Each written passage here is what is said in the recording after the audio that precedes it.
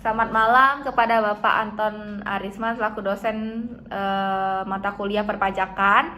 Pada malam hari ini kami akan mempresentasikan hasil kerja kelompok kami yang beranggotakan saya sendiri, Valencia Lovidia Chandra, kemudian ada Daniel, kemudian Selvi Hafandi, Adela Rasafela, dan Nancy Adelia Husin. Baiklah. Oke, untuk yang pertama itu ada pasal 44C. Nah, untuk pasal 44C sendiri ini merujuk pada Undang-Undang Ketentuan Umum dan Tata Cara Perpajakan UU KUHP dalam pasal 39 dan 39A Undang-Undang Harmonisasi Peraturan Perpajakan mengatur bagaimana perlakuan sanksi pidana bagi wajib pajak yang sengaja melanggar kewajiban perpajakannya yang mengakibatkan kerugian pendapatan negara. Seperti contohnya, penyalahgunaan pengukuhan PKP hingga membuat faktur pajak fiktif, dan dalam Undang-Undang Harmonisasi Peraturan Perpajakan atau UU HPP tidak adanya opsi menggantikan pembayaran pidana denda dengan kurungan atau di pasal 44C ayat 1. Selanjutnya akan dibacakan oleh Selvi Hafandi.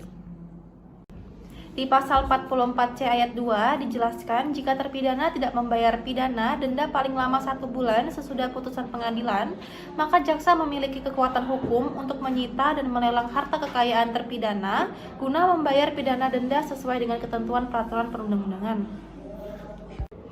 Selanjutnya ada pasal 44C. Dengan pasal 44C UU HPP tersebut diharapkan pengembalian kerugian pendapatan negara dapat optimal. Terpidana yang hartanya masih belum cukup untuk melunasi dendanya, maka akan dikenakan pidana penjara yang lamanya tidak lebih dari pidana penjara sebelumnya. Langkah ini merupakan bagian dari upaya penegakan hukum pidana di bidang perpajakan.